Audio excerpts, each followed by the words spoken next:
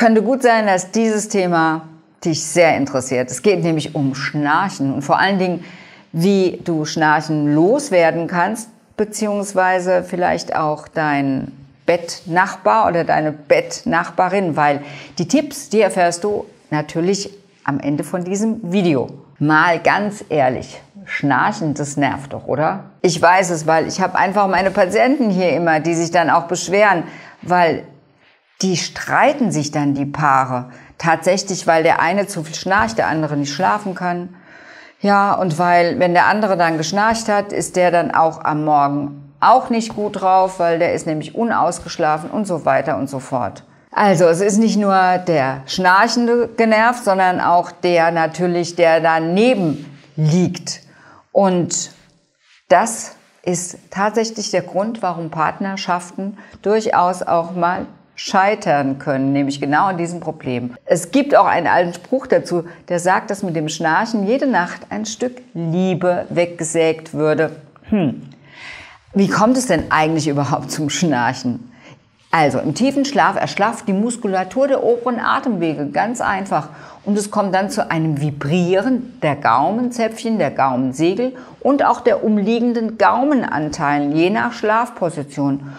Dann fällt auch manchmal noch die Zungenmuskulatur nach hinten und engt dadurch dann auch die Luftwege ein. Also das ist so der Hauptgrund eigentlich. Aber das Schnarchen entsteht auch beispielsweise durch eine eingeschränkte Nasenatmung. Wenn beispielsweise die Schleimhäute angeschwollen sind, wie das bei einer Erkältung ist, das wissen wir alle, aber auch durch eine Allergie. Denn jetzt muss nämlich dann die Mundatmung zur Hilfe genommen werden. Und bei Übergewichtigen werden die Luftwege dann auch noch zusätzlich eingeengt. Die Kombination von beiden Gründen, also einer chronisch verstopften Nase mit vergrößerten Gaumenmandeln, die fördern das Schnarchen dann natürlich noch mehr. Und nicht selten liegt dabei, gerade wenn es so auch Kinder sind, eine Nahrungsmittelunverträglichkeit vor. Und hier bitte genau hingucken, oftmals löst Tiermilch und die Produkte dieses Problem aus, weil nämlich dann eine allergische Reaktion kommt, die Schleimhäute geschwollen sind und es eben zum Schnarchen kommt. Bedrohlich wird es allerdings, das Schnarchen, wenn es zu Schlafapnoe führt. Weil generell ist nämlich der Atemrhythmus während des Schlafens eher regelmäßig. Kurze Atemaussetzer, die können zwar auftreten, die sind aber wirklich sehr selten.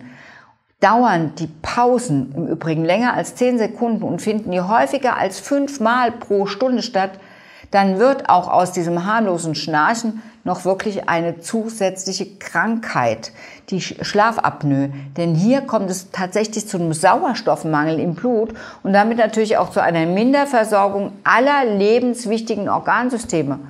Und was ist mit den Betroffenen? Natürlich, die sind tagsüber oft extrem müde, erschöpft und leiden an einem zunehmenden Leistungseinbruch. Und jetzt, was kannst du also tun? Klar, wer hätte es gedacht, Übergewicht steht beim Schnarchen und auch bei der Schlafapnoe an erster Stelle. 70% der Menschen mit Schlafapnoe, also Atemaussetzer, die sind übergewichtig. Also, was steht an? Natürlich das Gewicht normalisieren. Und als erste Maßnahme ist abends keine großen Mahlzeiten mehr. Denn bei einem üppigen Essen oder viel Essen wird das Zwerchfell nach oben gedrückt. Damit werden auch die Lungen nach oben gedrückt. Und dadurch gibt es weniger Zug auf die Atemwege und die entsprechenden Strukturen sind schlaffer und versperren den Luftstrom. Ja, weiter geht's. Das Gleiche gilt im Übrigen für abends.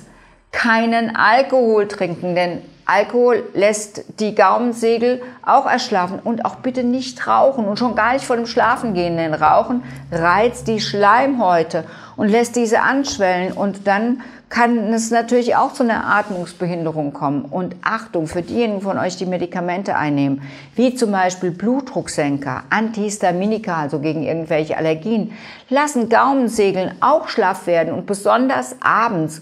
Keine Schlafmittel und Beruhigungsmittel ist ja vielleicht grotesk, weil man ja gerade abends Schlafmittel nimmt, aber am besten gar keine einnehmen. Und wenn du da noch wenig dich bewegst, dann ist es eine wirklich hausgemachte Negativspirale.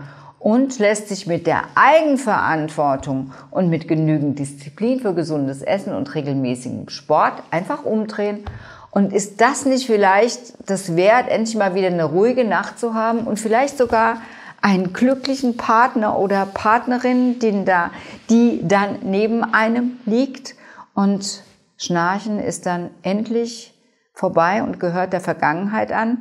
Ja, also, das wünsche ich euch. Ich weiß, dass es ein bisschen Arbeit ist, die Gewohnheiten zu verändern, aber es funktioniert.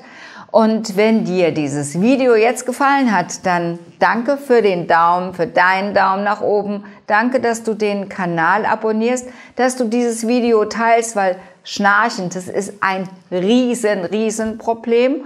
Und gerne, wenn du mehr von meinen Videos sehen möchtest, bitte hier oben kannst du das tun und hier kannst du den Kanal abonnieren. Und ansonsten wünsche ich dir bis zum nächsten Mal weniger Schnarchen und dass du gesund bleibst. Tschüss!